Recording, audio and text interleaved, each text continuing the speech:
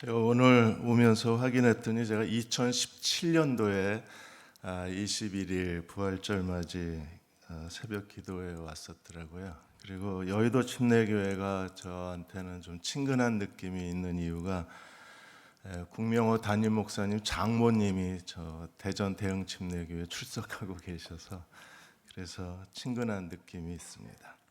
오늘하고 내일 이틀 동안 오늘은 머리에 부은 향유 고난주간 수요일 말씀을 같이 나누고 내일은 발을 씻은 물 예수님이 세족식 하신 말씀을 같이 나누고자 합니다. 합동신학대학의 이승구 교수가 그리스도인의 삶은 십자가의 고난과 부활의 능력으로 살아가는 삶이라고 했습니다. 어떻게 해야 우리가 그리스도의 십자가의 고난 그리고 부활의 능력, 부활의 빛 가운데 살아갈 수 있을까요? 주님의 십자가 그리고 부활의 능력, 그분의 사랑을 체험한 사람들은 가장 중요한 두 가지, 고난주간에 주님이 상징적으로 보여주신 머리에 부은 향유 그리고 제자들의 발을 씻은 물, 이 두 가지 주님이 보여주신 상징적 사건이 그의 인격이 되고 그의 영성이 되고 매일의 일상의 삶이 되는 사람들입니다. 오늘 수요일은 예수님이 침묵하신 날로 알려져 있습니다. 그래서 수요일을 침묵의 날이라고 얘기합니다. 화요일 날 예수께서 성전에서 그 종교 지도자들과 많은 사람들과 치열한 하나님 나라의 논쟁을 벌이시고 수요일은 왜 침묵하셨을까요? 수요일날 침묵하신 여러 가지 이유 중에 하나가 유월절을 준비하기 위해서 모든 유대인들은 누룩을 청소해야 됩니다. 집안에 모든 곰팡이 난 거 누룩을 다 제거해야 되는 날이기 때문에 1월 14일 유대력으로 니산월 1월 14일 유월절을 준비하고 무교절을 준비하기 위해서 아마 대부분의 사람들이 집안을 청소하느라고 집 밖에 나오지 않았을 걸로 추정을 합니다. 출애굽기 12장 15절에 너희는 이레 동안 무교병을 먹을지니 그 첫날에 누룩을 너희 집에서 제하라. 첫날에 누룩을 제하라. 그래서 미리 그들은 유월절을 준비하면서 집안에 구석구석 모든 누룩과 곰팡이 냄새 나는 것을 찾아냈을 겁니다. 왜 하나님께서는 이 무교병을 먹으라고 말씀하셨을까요? 무교병은 이스라엘이 출애굽했을 때 고난의 떡을 상징합니다. 신명기 16장 3절에 유교병 그것과 함께 먹지 말고 이레 동안은 무교병 누룩을 넣지 않는 빵을 먹어야 합니다. 이유가 뭐예요? 고난의 떡을 그것과 함께 먹어라. 너희가 애굽 땅에서 급하게 나왔습니다. 출애굽 시대에 그들이 겪었던 조상들이 겪었던 고난을 기억하기 위해서 누룩 없는 떡을 먹으라고 명령하신 겁니다. 오늘 예수 그리스도를 믿는 신약 시대의 우리도 이 누룩 없는 떡은 우리에게 중요합니다. 그것은 우리들의 거룩함을 상징합니다.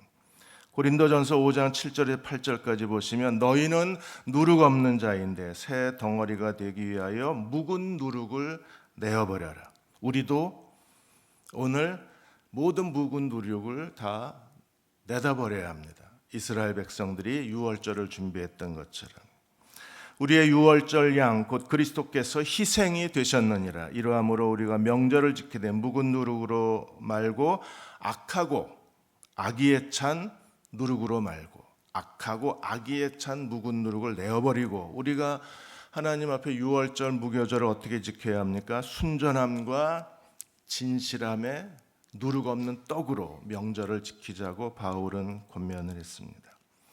이렇게 침묵의 날 누룩을 제거하고 수요일 날 고난주간에 예수님께서 하신 중요한 일 가운데 하나가 오늘 마가복음 14장에 나와 있는 여인이 옥합을 깨트려 예수님의 머리에 향유를 부은 사건입니다. 사복음서에 다 여인이 예수님께 와서 옥합을 깨트린 사건이 기록되어져 있어요. 영국의 도널드 잉글리시 목사는 이 사복음서에 기록한 세 가지 중요한 사건, 누가복음 7장, 요한복음 12장, 마태복음 26장 그리고 마가복음 14장. 마태복음과 마가복음은 동일한 사건을 기록했어요. 이 세 가지 사건은 서로 다른 별개의 사건일 수도 있고 같은 사건을 마태, 마가, 누가, 요한이 기록한 사람들이 서로 다른 측면에서 동일한 사건을 기록했을 수도 있다고 했습니다. 근데 누구도 정확하게 이 여인이 향유 옥합을 깨뜨린 사건을 해석할 수는 없다 그랬어요. 누가복음 7장에서는 바리새인 시몬의 집에 한 죄 많은 여인이 예수께 와서 예수님의 발에 향유를 붓습니다. 눈물로 발을 적시고 머리털로 발을 씻긴 후에 향유를 발에 부어요. 요한복음 12장에서는 베다니 나사로의 집에서 베다니 마리아가 예수님의 발에 향유를 붓습니다. 예수님이 자신의 장례를 준비하는 행위라고 마리아를 변호하셨어요. 마태복음 26장, 마가복음 14장은 베다니 그 유월절 이틀 전에 베다니 문둥병 시몬의 나병 환자 시몬의 집에 한 여인이 와서 예수님의 머리에 향유를 붓습니다. 오늘 14장 1절과 2절에 보시면 이제 이틀이 지나면 유월절이라고 했어요. 그래서 마태와 마가는 이 사건이 유월절 이틀 전 수요일 날 일어난 사건으로 기록하고 있습니다. 14장 1절에 이틀이 지나면 유월절과 무교절이라 대제사장 서기관들이 예수를 죽일 음모를 꾸몄습니다. 종교 지도자들은 예수님을 죽일 음모를 꾸몄는데 이 베다니 나병 환자의 집에 한 여인이 찾아와서 예수님의 머리에 향유를 부은 거예요. 종교 지도자들도 예수님을 죽일 음모를 꾸미고 10절과 11절에 보시면 유다도 예수님을 죽이기 위해서 종교 지도자들에게 예수님을 팔아넘깁니다. 어떤 일이 일어났나요? 지도자들이 예수를 죽이려고 하고 유다도 예수님을 죽이려고 하는 그 중간에 이 향유, 어떤 여인이 예수님의 머리에 향유를 부은 사건이 기록되고 있는 거예요. 오늘 3절에 어떤 사람이 3절에 예수께서 베다니 나병 환자 시몬의 집에서 식사하실 때에 한 여자가 매우 값진 향유, 그 순전한 나드 한 옥합을 가지고 와서 그 옥합을 깨뜨려 예수의 머리에 부었다고 했습니다. 베다니는 고난의 집 또는 가난의 집이라는 이름을 갖고 있습니다. 그래서 베다니에는 많은 그 사회에서 소외된 사람들이 살았던 지역입니다. 거기서 예수님께서 한 나병 환자 집에서 식사하시는데 한 여자가 나드 한 옥합, 나드는 히말라야에서 한 3,000m 고지대에서 자라나는 나드초 뿌리에서 짠 향유로 그 당시에는 굉장히 값진 향유였습니다. 유대인들은 향유 문화가 발달됐습니다. 유럽도 향수 문화가 발달됐습니다. 왜 그렇습니까? 목욕을 잘 안 해서 향수로 냄새를 없앤 거예요. 그래서 유럽이 향수가 발달된 이유가 지금은 목욕 문화가 발달됐지만 당시에는 목욕을 잘 안 했기 때문에 그래서 몸의 악취를 없애려는 의도였어요. 유대인들도 몸의 악취를 없앴습니다. 또 집에 손님이 찾아왔을 때 손님들의 환대 문화가 손님의 머리에 향유를 부어주는 거였어요. 장례 지낼 때에도 향유를 썼습니다. 시체에 향유를 바르고 그 시체가 빨리 부패했기 때문에 향유를 바르고 향품을 넣는 것이 장례 문화였어요. 잘 아시는 대로 왕이나 제사장이나 선지자를 기름 부으실 때에도 향유가 사용이 됐습니다. 식물학자 프리니의 그 보고서에 의하면 이 나드초 뿌리 그 한 파운드가 그 당시에 한 100데나리온 정도의 굉장히 비싼 값에 거래가 됐고 이 뿌리에서 그 나드 향유를 추출했을 경우에 그 가격은 10배 내지 15배를 받았다 그래요. 이렇게 향유가 일상 문화였기 때문에 거기에 베다니 나병 환자 시몬의 집에 있던 사람들이 향유 냄새만 맡고 뭔 줄 알아요. 그리고 가격까지 합니다. 그 정도로 향유가 일상화되어져 있었어요. 사람들이 어떤 반응을 보였습니까? 오늘 4절에서 6절까지 사람들의 반응, 예수님의 반응을 보겠습니다. 4절에 보시면 어떤 사람들이 화를 냈어요. 화를 내서 서로 말하되 어찌하여 이 향유를 낭비하느냐, 허비하느냐, 쓸데없이 버렸느냐. 그리고 5절에 이 향유를 300데나리온 이상에 팔아 가난한 자들에게 줄 수 있었겠도다 하며 그 여자를 책망했습니다. 예수님의 머리에 이 나드 옥합 한 300, 400g을 쏟아 부었는데 그 광경을 보고 거기에 있던 사람들이 어떻게 해서 이걸 낭비하느냐, 차라리 팔아서 가난한 사람들에게 주지 어떻게 예수님의 머리에 이것을 허비할 수 있느냐. 그들이 여인을 책망을 했어요. 300데나리온이면 노동자 1년 연봉입니다. 하루에 20만 원씩이라고 계산을 하면 대략 한 7천만 원 정도의 가격이 이 옥합의 나드 옥합 향유의 가격입니다. 사람들의 분노, 여인에 대한 책망. 그러자 예수님이 이 여인의 이 행위에 대해서 어떻게 말씀하셨어요? 6절에 예수님이 변호하시기를 여인을 가만두어라. 예수께서 이르시되 가만두어라. 너희가 어찌하여 그를 괴롭게 하느냐? 그가 내게 좋은 일을 하였도다. 괴롭게 하지 마라. 분노, 책망, 괴롭게 하다. 여인이 자신의 가장 소중한 것을 예수님의 머리에 향유를 부은 그 행위를 사람들은 분노하고 책망하고 차라리 팔아서 가난한 사람들에게 주지 그걸 왜 머리에 부어버리냐. 그렇게 어리석은 행동을 할 수 있느냐. 어떻게 이걸 이렇게 쓸데없는 짓을 할 수 있냐. 여인을 책망했을 때 예수님은 좋은 일이라 그랬어요. Beautiful thing. 가장 아름다운 행위라고 말씀을 하셨어요. 여기서 아름답다는 것은 하나님의 구속의 행위를 보여준 아주 중요한 예표적 사건이라는 것. 그것은 예수님이 하나님이 기쁘시게 받으시고 영원히 기념할 만한 거룩한 행동이라고 보신 거예요. 사람들은 여인을 분노하고 책망을 했습니다. 낭비했다고 소리를 질렀어요. 그러나 예수님은 그 여인의 행위가 하나님의 거룩한 구속사의 가장 아름다운 행동이었다고 했어요. 왜냐하면 가장 값진 것을 그리스도께 바쳤기 때문입니다. 그리스도께 바친 것을 낭비라고 말하는 사람들, 예수 그리스도께 가장 소중한 것을 드린 여인을 향해서 분노하는 사람들. 인도의 한 선교사님이 그 인도 선교 기록에 그 겐지즈강은 그 인도인들의 신입니다.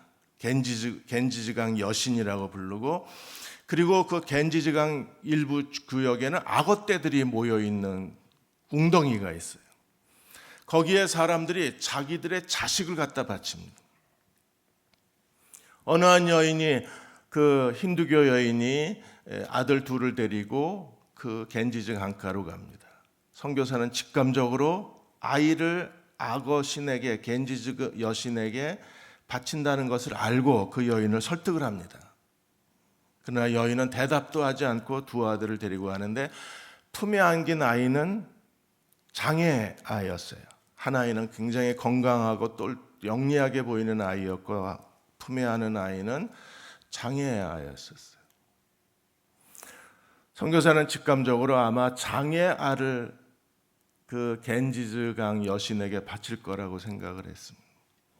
한참 있다 돌아오는 여인을 봤을 때 그 여인의 품엔 여전히 장애아가 품에 안겨 있었어요. 선교사가 물었습니다. 왜 그 건강한 아이를 왜 바쳤냐? 내 생각에는 차라리 바치려면 이 아이를 바쳐야지. 왜 그 똑똑해 보이는 그 아이를 바쳤냐고 했을 때 힌두교 여인이 오히려 그 선교사를 쳐다보고 당신은 당신의 신을 그렇게 섬기냐? 우리는 우리의 위대한 신에게 우리의 가장 좋은 것을 그분에게 드린다고 대답을 했습니다. 우리는 어떤가요? 분노하는 사람들입니까? 아니면 예수님처럼 그 여인이 어떤 행동을 했는가를 정확하게 아시고 가만두어라. 저는 내게 가장 좋은 일을 했다고 말할 수 있을까요? 7절에서 9절까지 여인이 행한 일에 대해서 예수님이 이렇게 말씀하셨습니다. 7절에 가난한 사람들에게 팔아서 가난한 사람에게 나누어 줘라. 이게 복음입니다. 마태복음 25장에 주님 분명히 뭐라고 말씀하셨어요? 너희 중 가장 작은 자 하나에게 한 것이 곧 내게 한 것이라. 가난한 자는 곧 나다 그러셨어요. 우리가 이 땅에서 어떻게 주님을 섬길 수 있나요? 보이지 않는 주님을 섬기는 방법이 무엇입니까? 눈에 보이는 나그네 되고 헐벗고 굶주리고 감옥에 갇히고 그리고 사람들에게 소외받은 가난한 지극히 작은 자 하나에게 한 것이 곧 예수님께 한 행동이에요. 그러므로 가난한 자는 예수님입니다. 그래서 제자들과 사람들이 이 나드 한 옥합을 팔아서 300데나리온이라는 가격에 팔아서 가난한 자에게 주자. 그들이 어쩌면 가장 복음적인 말을 하고 있고 의견을 제시하고 있는 것처럼 보입니다. 그런데 방향이 틀렸습니다. 가난한 자에 대해서 주님이 뭐라고 말씀하셨어요? 7절에 가난한 사람은 항상 너희와 함께 있으니 아무 때라도 원하는 대로 도와줄 수 있다. 항상 아무 때나 원하는 대로 가난한 사람은 도울 수 있어요. 그러나 나는 너희와 항상 같이 있지 아니하리라. 예수님께 향유를 부어 드릴 수 있는 기회는 단 한 번뿐입니다. 가난한 사람들에 대한 기회는 언제든지 있습니다. 지금도 있습니다. 코로나19 이후에 여의도 침례교회가 교단 내에 정말 힘겨운 버티고 있는 목회자 그리고 개척교회, 골목교회를 위해서 어떤 사랑을 베풀었는지 저희가 기사를 보고 함께 하나님 앞에 영광을 돌렸습니다. 기회는 언제든지 있습니다. 그러나 이 여인은 예수님의 죽음을 기념할 수 있는 단 한 번의 기회를 얻은 거예요. 그래서 칼빈이 이렇게 말합니다. 예수님을 위한 여인의 행위는 일생에 반복할 수 없는, 누구도 가질 수 없는 단 한 번의 기회를 그녀는 그 기회를 붙잡았다 그랬어요. 이 여인의 행위에 대해서 요한복음에서는 똑같은 장면의 요한복음에서는 공동번역의 요한복음 12장 7절에 이렇게 말씀했습니다. 예수께서 이렇게 말씀하셨다. 이것은 내 장래 일을 위하여 하는 일이니 이 여자의 일에 너희는 참견하지 마라. 참견하지 마. 이것은 내 장래를 위해서 그녀의 행한 그녀의 선택이라고 했습니다. 새 번역에는 이렇게 말합니다. 그대로 두어라. 그녀는 나의 장래 날에 쓰려고 나의 장래를 위해서 간직했던 것을 오늘 내게 부어준 것이다. 내게 쓴 것이라고 주님이 말씀하셨습니다. 우리가 주님을 섬길 수 있는 기회가 늘 있는 게 아니에요. 가난한 사람을 섬길 수 있는 기회는 언제든지 있지만, 그러나 이 여인처럼 주님의 장래, 주님의 죽음을 기념할 수 있는 기회는 일생에 많지가 않습니다. 황경애 사모님이 쓴 엄마 울지 마라는 책에 그 아이들이 어떻게 하나님께서 그들에게, 자녀들에게 은혜를 주셨는가를 기록합니다. 막내딸 이름이 조이인데 조이가 12학년, 한국으로 하면 고3 때 이제 대학 준비에 바쁜 시기에 이 조이가 엄마한테 와서 이번 여름방학 때 니카라과 그 남미 선교를 가겠다는 겁니다. 그래서 엄마가 선교 가는 건 좋은데, 그런데 대학 입시 끝나고 갔으면 좋겠다. 너희가 대학 입시를 마치고 그리고 대학 들어갈 때까지 3개월 이상 기간이 있으니까 그때 네 마음대로 가라. 그런데 지금 정말 중요한 때에 네가 이 여름방학 때 니카라과 그 선교 여행 간다는 게 엄마는 잘 이해가 되지 않는다. 대학 입시 끝나고 가라. 그러자 조이가 이렇게 말했습니다. 엄마, 내 인생에서 가장 아까운 시간, 가장 귀중한 시간을 하나님께 드려야지. 내 하고 싶은 거 다 하고 남아 도는 시간을 하나님께 드릴 수는 없어. 모두가 다 아깝다고 생각하는 그 시간을 하나님께 드리겠다는 거예요. 그래서 엄마가 더 말을 못하고 그러면 다녀와라. 이게 단순히 3주 니카라가 남미 가는 게 아니에요. 그 전에 또 2달간 훈련도 받아야 되고 거의 한 3달 정도의 시간을 이 니카라가 선교에 바친 겁니다. 엄마는 걱정이 됐습니다. 그런데 하나님은 이 조이의 이 선택, 조이의 이 결정, 조이의 헌신을 기쁘시게 보신 거예요. 그래서 조이가 3,200명 고등학생 중에 수석을 해서 졸업식 때에 연설을 하게 됩니다. 그리고 하버드대, 예일대에 동시 합격을 해서 행복한 고민을 했어요. 어디 대학을 가야 될지. 그리고 빌 게이츠 재단에서 무려 100만 달러, 10억이 넘는 100만 달러 장학금까지 받았어요. 하나님께 가장 귀중한 것을 드렸더니 하나님께서 막내딸 조이에게 가장 더 소중한 것을 주셨다고 고백하고 있습니다. 8절에 보시면 여인의 행위에 대해서 예수님이 이렇게 말씀하셔요. 그가 힘을 다하여 내 몸에 향유를 부어 내 장례를 미리 준비하였느니라. 힘을 다하여 그녀가 할 수 있는 최선을 다 주님께 드린 거예요. 종교 지도자들이 예수님의 죽음을 흉계를 꾸미고 10절 11절에 유다가 예수님을 돈 받고 팔았을 때 여인은 자신의 가장 소중한 것을 아낌없이 그리스도에게 바쳤습니다. 9절에 여인의 행위에 대해서 이렇게 말씀합니다. 내가 진실로 너에게 이르노니 온천하 어디에서든지 복음이 전파되는 곳에 이 여자가 행한 일도 말하여 그를 기념하리라. 복음이 전파되는 곳에 이 여자의 행한 일도 전파되리라. 그리고 그녀가 기념이 되리라. 무슨 말입니까? 예수님의 머리에 가장 값비싼 향유를 부어드린 이 여인의 행위야말로 복음의 정신, 예수 그리스도를 인격적으로 만난 사람들, 그리스도의 십자가의 피로 말미암아 모든 죄가 용서받고 하나님의 사랑을 깨달은 사람들이 어떤 삶을 살게 될 것인가를 이 여인이 그 하나의 복음을 듣고 믿은 사람들, 예수 그리스도를 인격적으로 만난 사람들의 삶의 모습을 하나의 예표로, 기념으로 우리에게 보여주고 있는 것. 교회 다닌다고 다 되는 게 아니에요. 예수 믿는다고 입으로 고백하는 게 아니에요. 정말 하나님의 사랑, 그 십자가의 사랑을 깨달은 사람들은 기꺼이 그리스도를 위해서 자신의 모든 것을 그분께 드리는 걸 조금도 아까워하지 않는 사람입니다. 왜요? 하나님께서 독생자 예수 그리스도를 아끼지 아니하시고 우리의 죄를 위한 화목제물로 내어주신 그 사랑을 깨달은 사람들. 깨달으셨나요?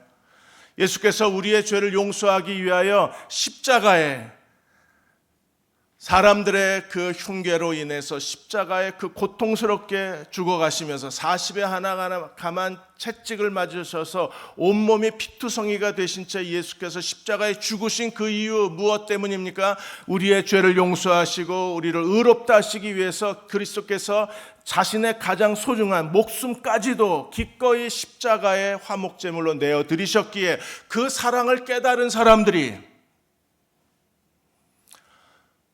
아무 마음의 열정도 없이, 마음의 뜨거움도 없이 그리스도를 따를 수 있나요?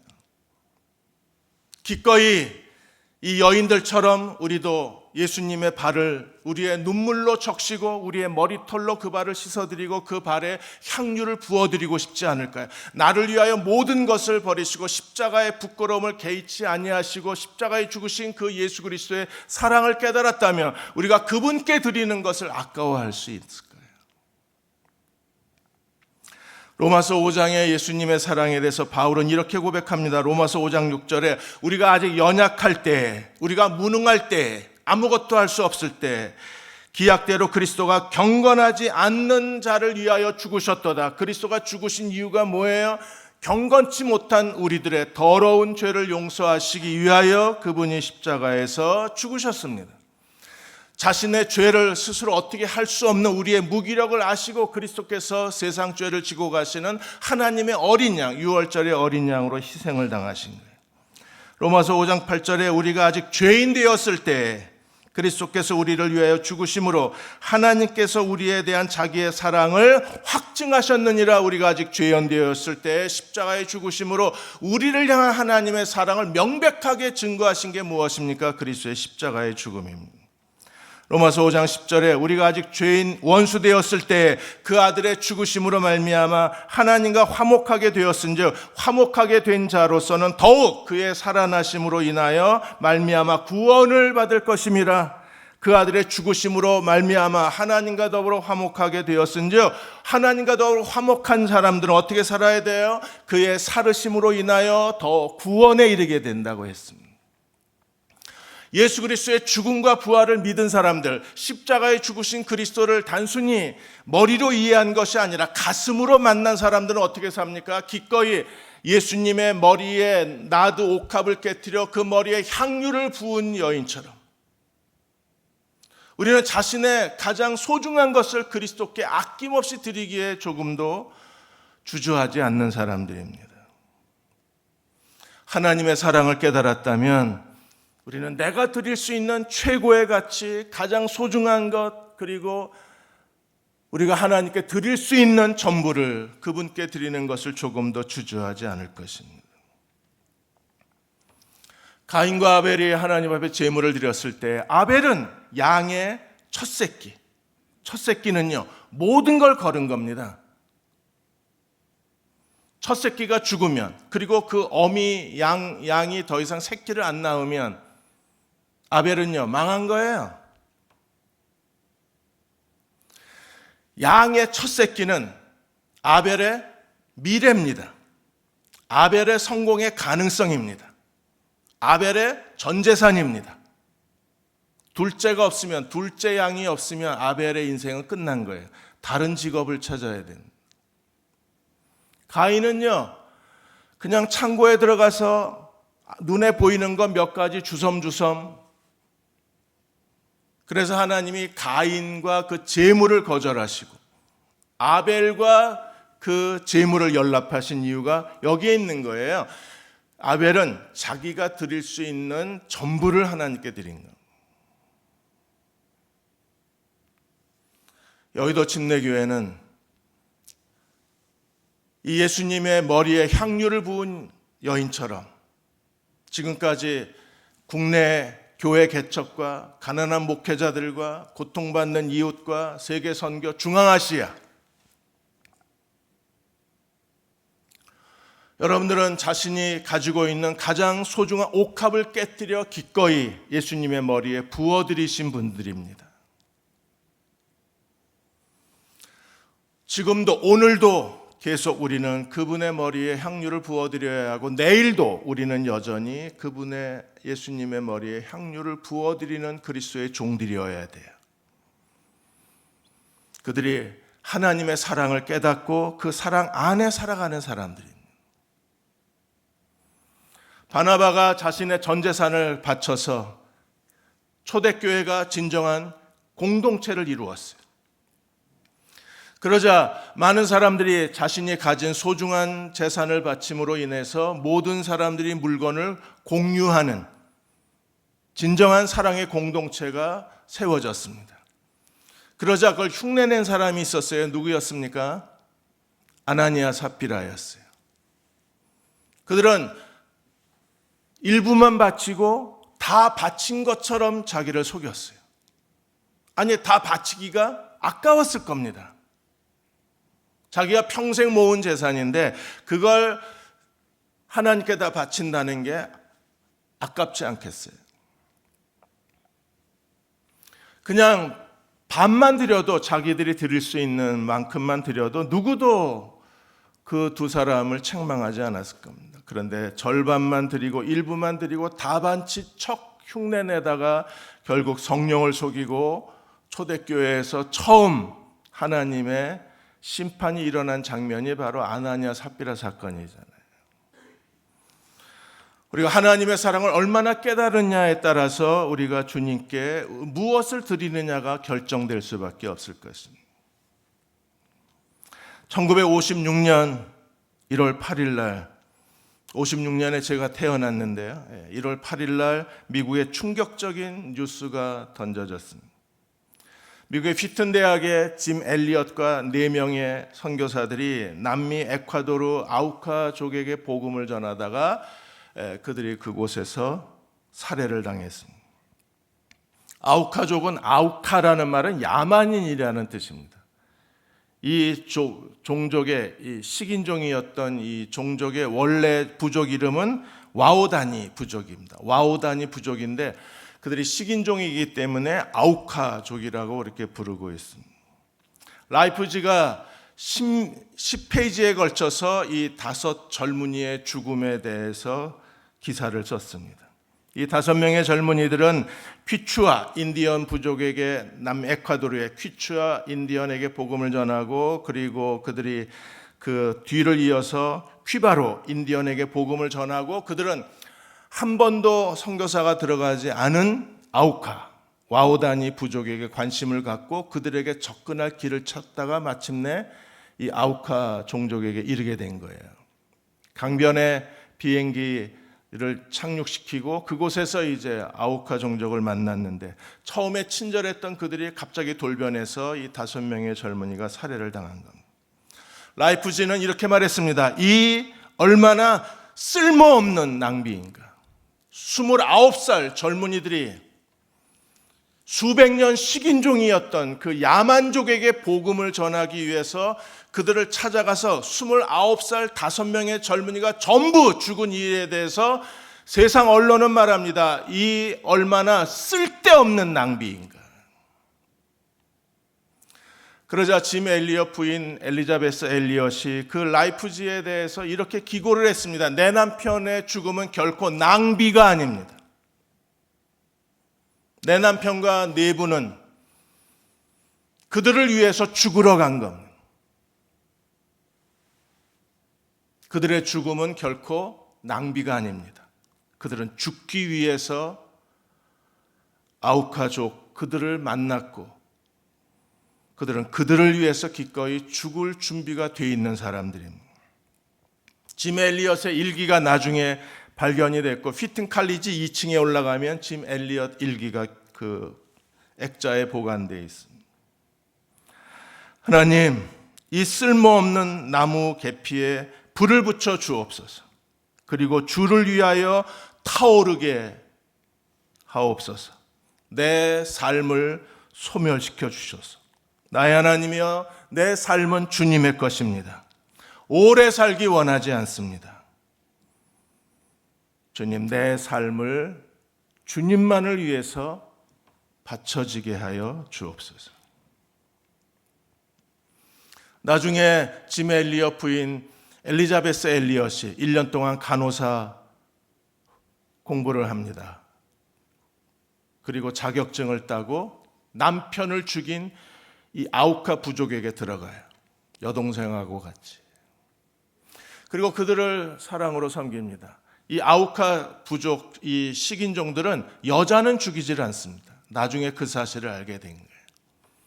그렇게 헌신적으로 자기들을 돌봐주니까 어느 날 추장이 이 엘리자베스에게 물었습니다. 당신 도대체 누군데 우리를 위해서 이렇게 희생하고 헌신하느냐.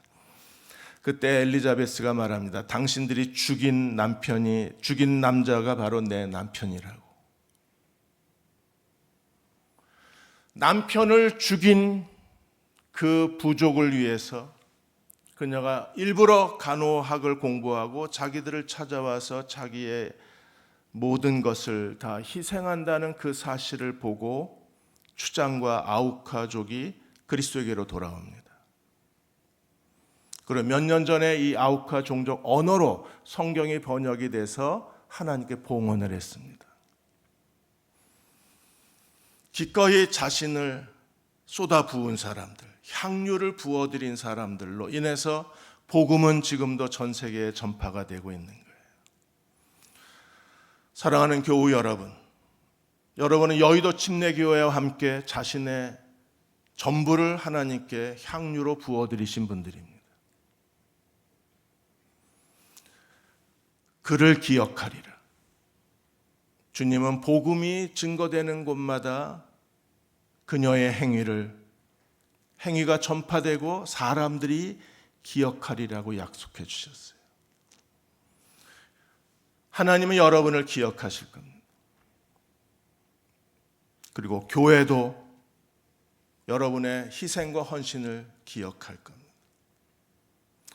하나님께 바치는 것은 이건 하나님께 드리기가 정말 아깝다고 생각하는 그걸 드리는 거예요. 지금까지 향유를 부어드린 것처럼, 우리의 가장 소중한 것을 그분께 드린 것처럼 남은 생에도 예수님의 머리에 향유를 부어드리는 저와 여러분이 되시기를 주의 이름으로 축원합니다. 기도하겠습니다.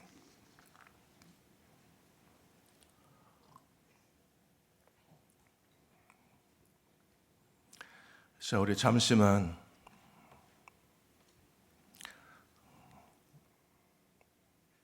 하나님께서 우리에게 먼저 독생자 예수 그리스도를 아끼지 아니하시고 화목 제물로 우리에게 향유를 부어 주셨습니다. 예수님도 십자가의 죽으심으로 자신의 목숨의 향유를 우리 죄를 위하여, 우리를 용서하기 위하여, 의롭다 하시기 위하여, 하나님의 자녀로 삼으시기 위하여, 새 언약의 중보자가 되시기 위해서 자기를 부어 주셨습니다. 너희 몸을 거룩한 산 제물로 드려라. 너희가 드릴 영적 예배라고 말씀하셨습니다. 주님을 더 사랑하는 저희가 되게 하여 주옵소서. 이 시대에 모두가 다 신앙의 올바름을 잃어버린 이 시대에서, 신앙의 진실을 잃어버린 시대에서 주님을 더 사랑하는 여의도 침례교회 모든 교우들이 되게 하여 주옵소서. 향유를 부어드린 분들을 주님이 기념하시고 기억해 주실 줄로 믿습니다.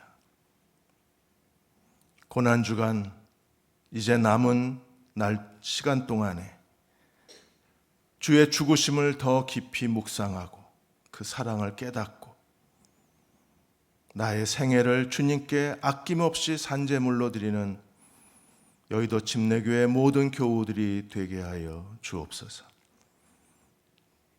지금은 우리를 죄에서 구원하시는 우리 주 예수 그리스도의 은혜와 하나님 아버지의 극크신 사랑하심과 성령의 위로하고 도우신 은혜가 오늘 수요일, 고난주간 수요일 새벽 기도를 통해 주의 죽으심을 묵상하고 그분의 사랑을 묵상하고 다시 한번 향유를 부어드리기로 결단하는 모든 교우들 위해, 가정 위에, 자녀들 위에, 이 민족과 이 땅의 모든 교회 위에 지금부터 영원히 함께 하시기를 간절히 축원하옵나이다. 아멘.